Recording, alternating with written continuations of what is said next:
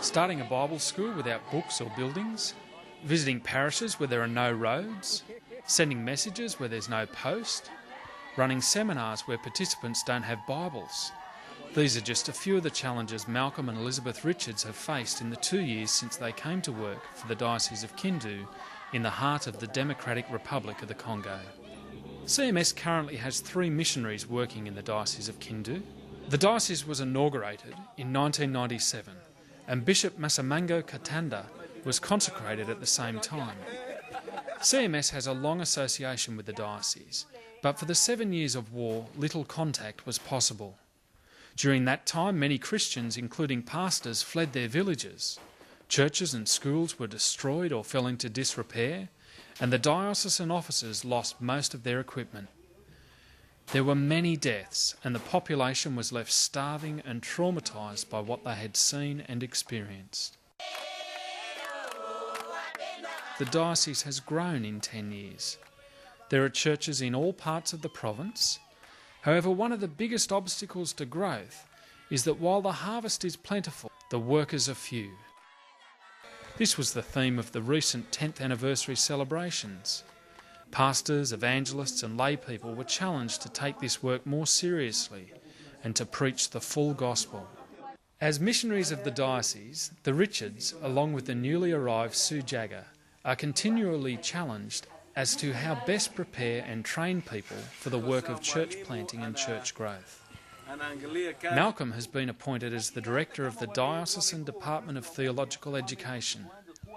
The first task given was to establish a new Bible school for the diocese with new criteria for entry and a new syllabus. Finding the right students is a challenge. Men and women who are committed Christians, have at least 3 years of secondary education, and are already using their gifts in ministry are rare.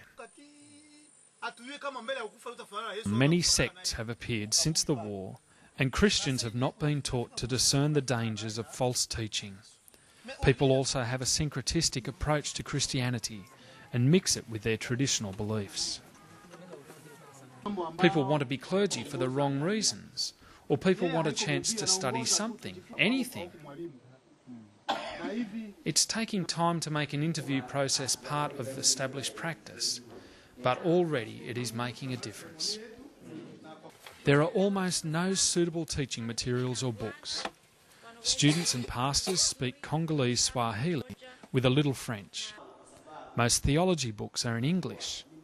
Translating materials and printing them on home office equipment is time-consuming and expensive. Furthermore, many of the people being trained have low levels of education with low levels of written comprehension. They are accustomed to a rote learning system where students copy notes from the blackboard. Students are not used to critical thinking, and isolation has led to limited exposure to different ways of doing things. Despite the challenges, things do happen. Bridges eventually get repaired. Students at the Bible school get excited by the teaching they receive and their new understanding of the Bible. The Bible school teachers have adapted to new ways of teaching, and a strong team is being formed. When the Bible school was first being planned, there were no buildings, classrooms or student housing. No books, no food, and few teachers. God has provided in miraculous ways through the generosity of Christians, including the Diocese of Sydney, through the Archbishop's Overseas Ministry Fund. However, the work involved in establishing the school is enormous, and facilities are still inadequate in comparison to the rich resources enjoyed elsewhere. Please continue to pray for CMS missionaries and for Bishop Masimango as he leads the diocese, that Christ will grow his church in the Democratic Republic of the Congo.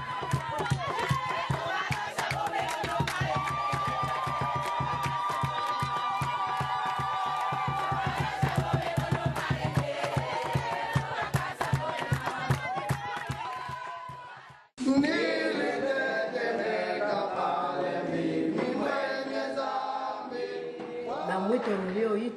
ilikuwa ndani mwangu, kwani nilikumbuka siku mingi ndani ya kanisa nikisoma vipande. Na hapo ile amu ilikuja kwa mafikiri yangu nipate kuwa mtumishi wa Mungu. Nimepokea mambo mazuri nilikuwa siyajua bado katika maisha yangu ya Ukristo. Kwanza ninaanza kufahamu uwezo wa Mungu, ninaanza kufahamu makuu ambao Mungu anatenda na mbele sikuifahamu. Mimi nimejifunza zaidi neno la Mungu na zaidi ninaanza kujua mingi kushinda nini nilikuwa najua mbele.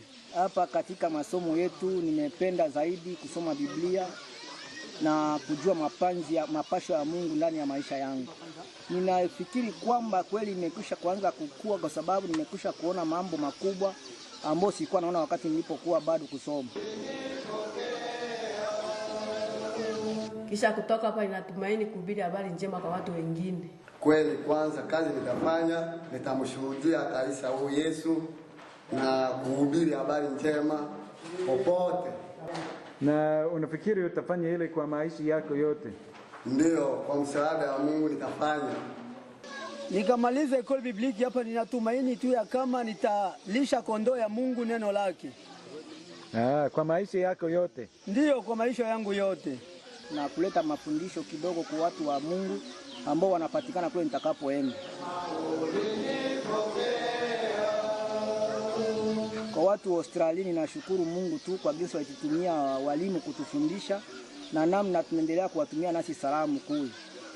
Ninawasalimu na ninapenda zaidi waendelee kutuombea hapa kwetu Congo Manyema. Kwa watu wa Australia ninawasalimu kwanza na zaidi tutaendelea tu kuwaombea na wao watuombee sisi kusudi Mungu atubariki sisi zote. Muda siku moja tutaonana.